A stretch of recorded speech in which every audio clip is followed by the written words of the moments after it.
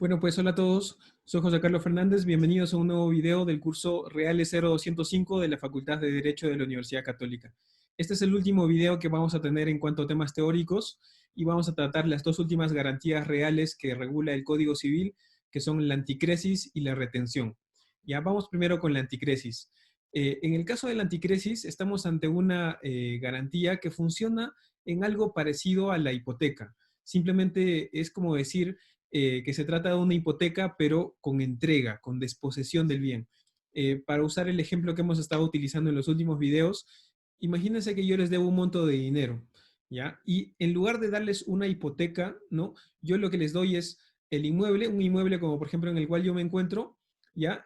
Para que ustedes lo usen, ¿no? De modo que si bien ustedes tendrían que pagar renta por usar un determinado bien y pagar mensualmente, ¿no? Esa renta, entre comillas, se va a compensar con el interés que yo tendría que pagarles a ustedes por el préstamo que me han hecho, ¿no? Por el dinero que me han prestado, ¿no? Entonces, lo que termina viendo es una suerte de compensación entre el interés que yo tendría que pagar por el préstamo, que ahora ya no lo voy a tener que pagar, y la renta que ustedes tendrían que pagar por el bien que están recibiendo para poder usarlo durante el plazo del préstamo, que ya no lo van a tener que pagar, porque va a hacerse esa suerte de compensación entre los intereses, ¿no? Y la renta.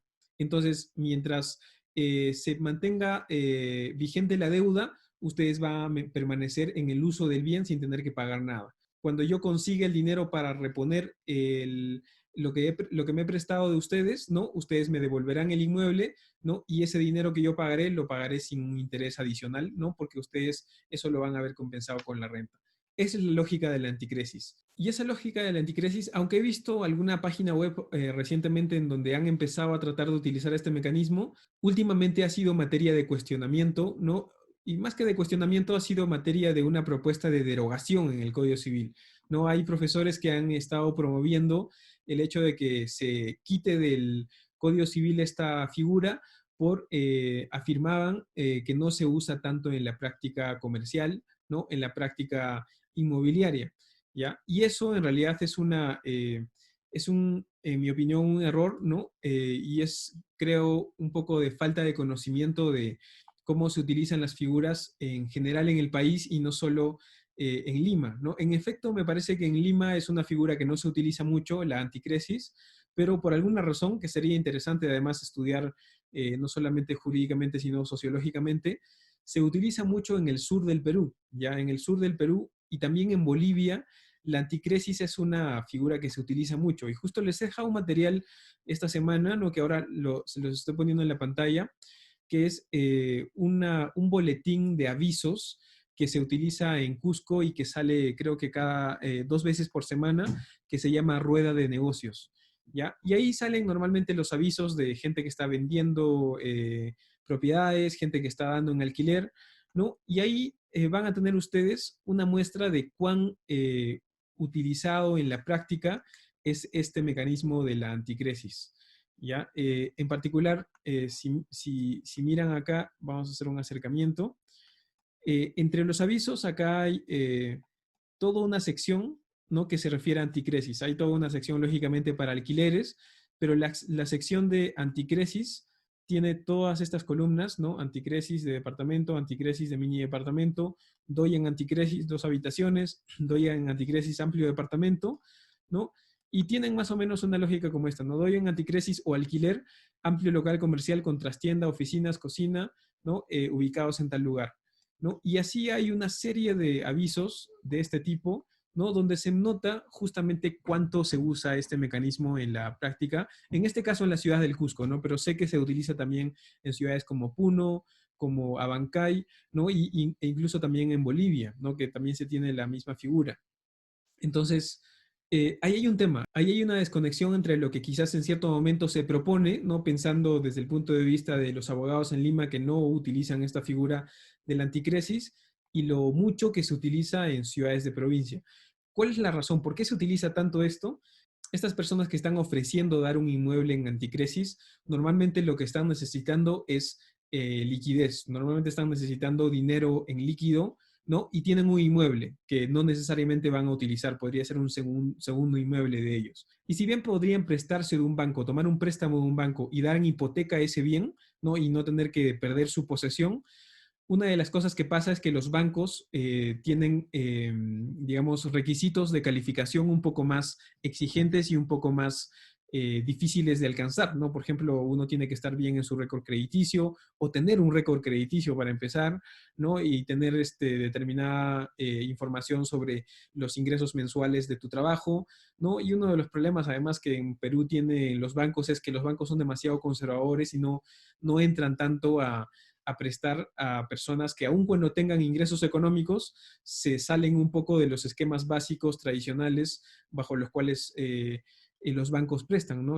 Solamente en los últimos años es que ha habido el crecimiento de ámbitos como las microfinanzas, por ejemplo, pero en general yo creo que el sistema bancario se centra mucho en los préstamos empresariales, ¿no? Donde ganan más dinero y no necesariamente entran a mercados en donde hay gente que necesita liquidez, que podrían hacer negocio con eso, pero que, digamos, los bancos no van a buscar esas oportunidades porque no les interesa tanto económicamente. Justamente por todo ese contexto, este tipo de inmuebles, que seguramente incluso puede que no estén registrados o que no tengan todos los papeles en orden, pero que los tienen en posesión estas personas, se los ofrecen a alguien que sí tiene dinero, ¿no? Y que necesita un lugar donde vivir. Y esa persona sabe que va a entrar a vivir ahí, ¿no? Y no va a tener que pagar nada, ¿no? Simplemente va a estar prestando el dinero a esta persona, ¿no? Que ha ofrecido el anticresis, y esa persona eventualmente va a devolverle el dinero. Y su seguridad o su respaldo es el hecho de que esa otra persona tiene interés en devolver el dinero, porque con eso es la única forma en que va a poder recuperar la posesión de su bien. Eso es un poco la lógica de cómo se aplican esos contratos de anticresis muy comúnmente en la práctica en algunas ciudades de nuestro país, ¿ya? Y donde justamente la lógica de derogar este derecho real no tendría mucho sentido, porque sí se utiliza en la práctica, ¿ya? Es cierto, podría diseñarse un esquema contractual parecido como esto, sin necesidad de que exista un derecho real de anticresis, ¿ya? Pero como ya hemos visto en las últimas semanas, el hecho de que sea un derecho real le da una preferencia al que tiene ese derecho real, ¿no? Imagínense que yo les doy el inmueble a ustedes en anticresis, ¿no? Pero por mi parte igual vendo el inmueble a un tercero, ¿no? Podría ser que por el 2022, ¿no? Que hemos mencionado que más allá de lo discutible, la Corte Suprema dice que los derechos reales priman sobre los derechos obligacionales. El que compra y tiene un derecho real podría tener preferencia frente a ustedes si es que el anticresis fuera solo un contrato obligacional. Entonces, por eso, para protegerse el acreedor anticrético, ustedes, frente a ese tercero que también tiene un derecho real sobre el bien, es importante que sea un derecho real, ¿no? Es esa la preferencia que da este derecho real. Entonces es una figura que se tiene que mantener en el Código Civil y estudiar más, además, porque se utiliza mucho en la práctica, ¿no? Y además, quizás si hay algo que modificar es, por ejemplo, el hecho de que si bien el Código Civil dice que la formalidad para este contrato de creación de una anticresis es una escritura pública bajo sanción de nulidad, es decir, una formalidad ad solemnitatem, en la práctica no se utiliza a veces un contrato por escritura pública, simplemente se hace por contrato privado, ¿ya? Y igual se cumple en la práctica, lo cual muestra que esa formalidad en realidad no es tan aplicable, no es tan necesaria, ¿no? Y si algo se debería modificar en relación a este contrato, sería quizás el tema de la formalidad, pero no su eliminación como derecho real en el Código Civil, ¿ya? Eso en cuanto a el caso del derecho real de anticresis, un derecho bien interesante para estudiar, especialmente desde el punto de vista de su aplicación práctica en algunas ciudades. El último es el derecho real de retención, ¿ya? Que va a compartir con los supuestos que estamos mencionando en los videos pasados y en eh, el hecho de que es un derecho real de garantía también la retención, ¿no? Y es derecho real de garantía porque justamente está cautelando, está protegiendo el cumplimiento de una obligación. ¿Ya? Básicamente la idea es que si yo les debo algo a ustedes y ustedes tienen en posesión un bien mío, pueden retenerlo hasta que yo les cancele esa deuda que tengo con ustedes. Esa es la lógica de la retención, que es algo que además es algo que se entiende de sentido común. No tiene sentido digamos, en el entendimiento cotidiano el hecho de que alguien pueda retener un bien, ¿no? De quien le debe algo hasta que esta persona le cancele esa deuda. Ya lo que dice el Código Civil es que la retención, sin embargo, solo se puede aplicar en dos casos. Uno es si es que la ley establece un derecho de retención expresamente. Ya en el Código Civil, los supuestos en donde se recoge el derecho de retención es, por ejemplo, en las mejoras. Cuando hay un poseedor respecto de un bien que ha hecho mejoras, puede retener el bien hasta que se le pague, se le reembolse el valor de las mejoras, ¿no? Entonces ese es un supuesto en donde hay una obligación de pagar por las mejoras, ¿no? Y la retención del bien por parte del poseedor es la materialización de una garantía real, ¿no? Ese es un ejemplo. También algo parecido hay en el contrato de hospedaje, más adelante en el Código Civil, respecto de los bienes que tenga un hotel, por ejemplo, de una persona que se ha hospedado y que no ha todavía pagado lo que correspondía a la estancia que ha tenido en el lugar, ¿no? En el contrato de hospedaje también se regula un supuesto específico de retención. Y un supuesto de retención también se regula en otros contratos, como por ejemplo el comodato, el contrato de mandato y el contrato de depósito en el Código Civil, que en su momento ya los estudiarán en su curso de contratos típicos. Para las mejoras, para el hospedaje, para el comodato, para el mandato y para el depósito, hay un supuesto de retención específicamente regulado, previsto en la ley. Y el otro supuesto donde aplica la retención es, aun si no hubiera una ley específica que lo ha establecido, también aplica la retención cuando hay una conexión entre la deuda, ¿no?, que se está garantizando con esto, y el bien que se está reteniendo. El ejemplo típico de manual de esto es el caso de un taller de mecánica. Alguien me trae al taller un vehículo para yo repararlo, ¿no? Y todavía no me pagan. No me pagan, entonces yo no les dejo sacar su vehículo hasta que me terminen de cancelar ese monto que se han comprometido por el servicio que yo he hecho. Ese es un caso típico de retención que normalmente se menciona. Lo interesante es que justo en estos días el profesor Leiser León compartió una noticia de un caso respecto de un contrato de arrendamiento de la empresa Dunkin' Donuts en un local, ¿ya? Que estaban incumpliendo el pago del arrendamiento, y ahí se da un caso particular de retención, ¿no?, que hasta salió en las noticias en los últimos días, ¿no?, que les voy a poner un pequeño clip de eso ahora, ¿no?, pero que también está en los materiales de esta semana. También ha sido lo mismo. Nosotros, a raíz de que ellos terminaron el contrato, cambiamos las chapas. Tengo la factura y todo correspondiente. Sin embargo, hoy en día, temprano, 6 de la mañana, con un grupo y matones, incluso me dicen que ha habido uno con arma, han forcejeado, estaba un vigilante con un grupo, pues no puede hacer nada. Han forcejeado, se han metido. Cuando ustedes han llegado, ellos se han esfumado, se han ido. ¿Qué equipo querían llevarse o qué querían? Bueno, son equipos de ellos, de su negocio, que a ellos les es útil. A mí no me es útil, pero ¿qué pasa? Que cuesta dinero. Entonces, una forma de que yo pueda cobrarme el alquiler es retener, de acuerdo a la ley, el equipo y ellos me puedan pagar. Su intención de ellos, hasta hoy día en la comisaría, incluso el abogado de ellos, de nombre Vizcarra, ha manifestado que no quiere pagar, ¿ya? Y quiere sus equipos. La vida no es así, señores. Creo que el que debe tiene que pagar. ¿Van a tomar acciones legales o ya tomaron acciones legales? Ya tomamos las acciones legales con la denuncia respectiva de hoy día, una denuncia de daño a la propiedad privada, ¿no?, porque se han metido, han roto, y usurpación, porque se han metido el cerco y se han metido a una propiedad privada. Al margen de ello, si ellos no nos pagan, iremos a la parte civil a reclamar los 52.000 soles de alquiler que nos deben. Esa es la situación, señores, no lo vamos a permitir, porque es justo que quien debe tiene que pagar. Okay, muchísimas gracias al señor Jacinto Francia, representante legal de la empresa Global Fuel S.A.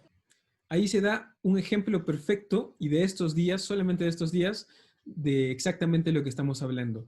Ahí Dunkin' Donuts le debe por el contrato de arrendamiento a este señor, al arrendador, ¿ya? Y lo que está haciendo el arrendador, y en este caso creo que sí se cumple con que haya una conexión entre los bienes retenidos y la deuda, es retener los bienes, los equipos de Dunkin' Donuts hasta que le paguen por esa renta, ¿no? Habrá una discusión sobre si en efecto se deben las rentas en el caso de los locales comerciales, aun cuando no se han podido abrir, ¿no? Podría haber algo de discusión ahí, pero lo que está haciendo literalmente ese señor es retener los bienes hasta que le hagan la cancelación del pago, ¿no? Y en principio ese es un supuesto donde aplica el derecho real de retención. Bien interesante este caso que se dio en estos días. Lo que sí no se puede hacer es retener un bien que no tenga conexión con la deuda, ¿no? Por ejemplo, alguien te debe algo y tú vas y tomas su vehículo de un estacionamiento cuando el vehículo no tiene nada que ver con esa deuda.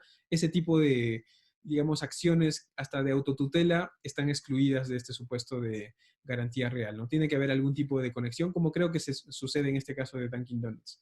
¿Ya? En la práctica, este tipo de situaciones, digamos, son útiles, se aplican incluso del sentido común nada más, ¿ya?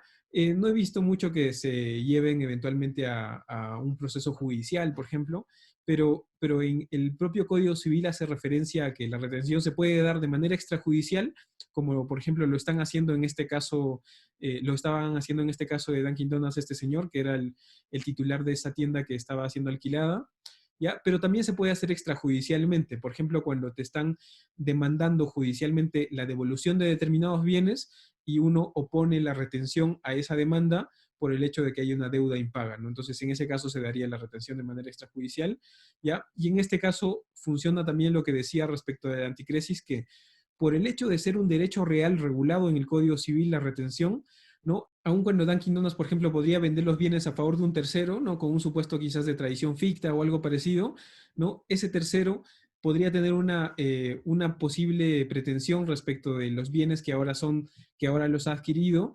Sin embargo, como también este señor que está reteniendo los bienes tiene un derecho real sobre ellos, no el mismo derecho real de propiedad, sino un derecho real de garantía, también tiene una preferencia frente a esos terceros por el hecho de que está en posesión de los bienes, ¿no? Entonces ahí funciona un poco la lógica de la oponibilidad de los derechos reales en el caso de la retención. ¿Ya? Y eso es lo último que había que mencionar respecto de ese caso, y con eso terminamos las garantías reales, y ahora sí ya no nos vemos en un siguiente video, sino nos vemos en las actividades de estos días y en particular en el seminario final que vamos a tener respecto del trabajo práctico. Ya, entonces gracias por la atención y nos vemos en otra oportunidad. Adiós.